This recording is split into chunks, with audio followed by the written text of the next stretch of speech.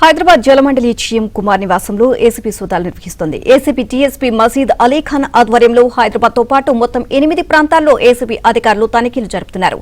GM Kumar బంధువుల నివాసాల్లోనూ సోదాలు కొనసాగుతున్నాయి. కుప్పలుగా ఉన్న నోట్ల కట్టలు చూసి అధికారులు ఆశ్చర్యపోయారు. నగదు లెక్కింపునకు కౌంటింగ్ మిషన్లను వినియోగిస్తున్నారు. భారీగా నగదు స్వాధీనం చేసుకున్నారు.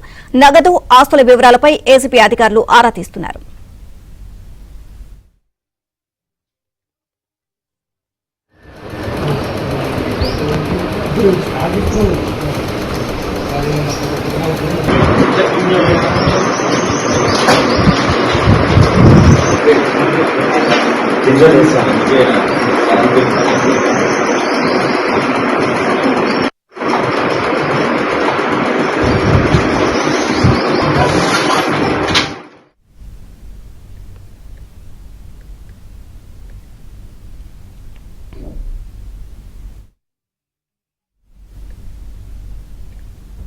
హైదరాబాద్ జలమండలి జీఎం కుమార్ నివాసంలో ఏసీపీ సోదాలు నిర్వహిస్తుంది. ఏసీపీ డీఎస్పీ మజీద్ అలీఖాన్ ఆధ్వర్యంలో హైదరాబాద్ తో పాటు మొత్తం 8 ప్రాంతాల్లో ఏసీబీ అధికారులు తనిఖీలు నిర్వహిస్తున్నారు.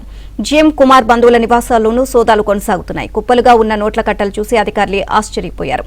నగదు లెక్కింపునకు కౌంటింగ్ మిషన్లను వినియోగిస్తున్నారు. భారీగా నగదు స్వాధీనం చేసుకున్నారు.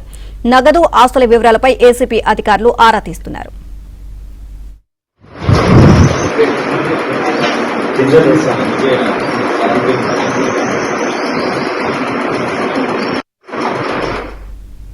ఇదే అంశానికి సంబంధించి మరిన్ని అప్డేట్స్ మా కరెస్పాండెంట్ మణికంఠ అడిగి తెలుసుకుందాం. మణికంఠ,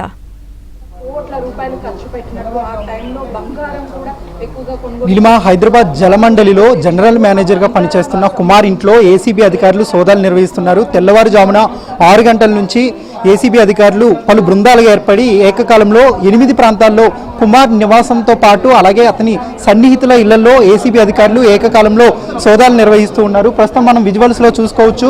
ఏసీబీ అధికారులు లోపల భారీగా దాదాపు డబ్బును స్వాధీనం చేసుకున్నట్లుగా కూడా తెలుస్తుంది. దాదాపుగా 1,20,00,000 రూపాయలతో పాటు కిలో బంగారంతో పాటు కిలో వెండిని కూడా ఏసీబీ అధికారులు స్వాధీనం చేసుకున్నారు. లోపల తలుపులు వేసి ఏసీబీ అధికారులు అయితే నగదును అయితే చెల్లిస్తూ ఉన్నారు. దాదాపుగా జలమండలిలో జనరల్ మేనేజర్గా పనిచేస్తున్నప్పటి నుంచి పెద్ద మొత్తంలో డబ్బులు అవకతవకలు చోటు చేసుకున్నాయి. ప్రాజెక్టుల విషయంలో కావచ్చు, లేదంటే కాంట్రాక్టర్లకు బిల్లుల చెల్లింపుల్లో ఎక్కువగా అవకతవకలు చోటు చేసుకున్నాయన్న ఆరోపణలతో ఏసీబీ అధికారులు ఈ సోదాలు నిర్వహిస్తున్నట్లుగా తెలుస్తుంది. ప్రస్తుతం మల్లాపూర్లో కుమార్ నివాసంలో ప్రస్తుతం ఏసీబీ అధికారులు 20 మంది లోపల అయితే వాళ్ళు తనిఖీలు నిర్వహిస్తున్నారు. ఇప్పటి వరకు లభించిన 1,20,00,000 రూపాయలకు సంబంధించిన నగదు కావచ్చు, అలాగే వీటితో పాటుగా బంగారం, వెండిపై ఆస్తి పత్రాలపై కూడా అతని నుంచి వివరాలు రాబడుతున్నట్లుగా కూడా తెలుస్తుంది. అయితే గత నెలలో కుమార్ యొక్క కుమార్తె వివాహం చాలా అంగరంగ వైభవంగా పెద్ద మొత్తంలో డబ్బులు వెచ్చించి వివాహాన్ని అయితే చేశాడు. దానికి కూడా కొన్ని 100 కోట్ల రూపాయలు ఖర్చు చేసినట్లుగా కూడా తెలుస్తుంది. సో ఆ డబ్బంతా కూడా ఎక్కడి నుంచి సంపాదించారు, ఏ రూపంలో సంపాదించారనే దానిపై కూడా పూర్తి స్థాయిలో అతని వద్ద నుంచి వివరాలు రాబడుతున్న సందర్భం కూడా ఉందని చెప్పుకోవచ్చు. అయితే ఎక్కువగా నోట్ల కట్టలు ఇప్పటికే ఒక్కొక్కటిగా బయటపడుతున్నాయి. ఇంట్లో ఏ మూల చూసినా కూడా నోట్ల కట్టలు ఎక్కువగా ఉండడంతో అధికారులు వాటికి లెక్కించడం కోసం కొంత కష్టంగా మారింది. ఎందుకంటే 100 కోట్ల నోట్ల కట్టలు అయితే లోపల ఉన్నట్లుగా తెలుస్తుంది. ఈ నేపథ్యంలోనే ప్రత్యేకంగా డబ్బులు లెక్కించేందుకు కౌంటింగ్ మిషన్లు కూడా తీసుకువచ్చారు. ప్రస్తుతం వాటి సహాయంతో డబ్బుల్ని లెక్క పెడుతూ ఉన్నారు. ఇప్పటి వరకు 1,20,00,000 నగదు ప్రస్తుతం స్వాధీనం చేసుకున్నారు ఏసీబీ అధికారులు. ఉదయం నుంచి కూడా ఏకకాలంలో అంటే కుమార్ ఇంటితో పాటు అతని యొక్క సన్నిహితులు, బంధువుల ఇళ్లలో ఈ తనిఖీలు చేస్తున్నట్లుగా కూడా తెలుస్తుంది. గత కొద్ది కాలంగా జలమండలిలో జనరల్ మేనేజర్గా విధులు నిర్వహిస్తూ ఉన్నాడు. ఆ క్రమంలోనే భారీగా ప్రాజెక్టులు కూడా వచ్చాయి. సో గత కొద్ది రోజుల క్రితమే 120 కోట్ల ప్రాజెక్ట్ కూడా ఒకటి వచ్చింది. సో ఆ ప్రాజెక్టుకు సంబంధించి అమలు విషయం కావచ్చు, లేదంటే కాంట్రాక్టులకు ఇచ్చే విషయంలో భారీగా పెద్ద ఎత్తున ముడుపులు అందాయి.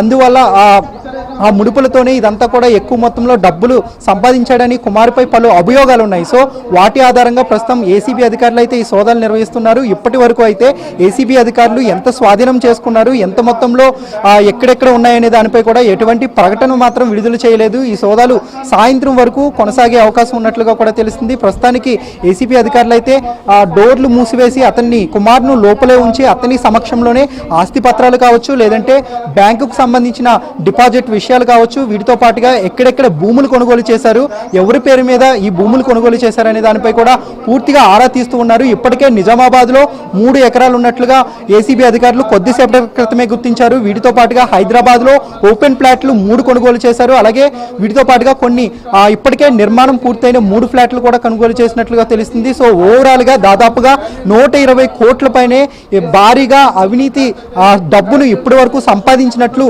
ఏసీబీ అధికారులు అయితే ప్రాథమికంగా నిర్ధారణకు వచ్చారు. ప్రస్తుతం ఏసీబీ అధికారులు అయితే పూర్తి స్థాయిలో ఎక్కడెక్కడ ఈ బినామీలను ఏర్పాటు చేసుకున్నాడు, ఏ విధంగా డబ్బులు ఇవన్నీ కూడా వసూలు చేశాడు, అసలు సర్వీస్లో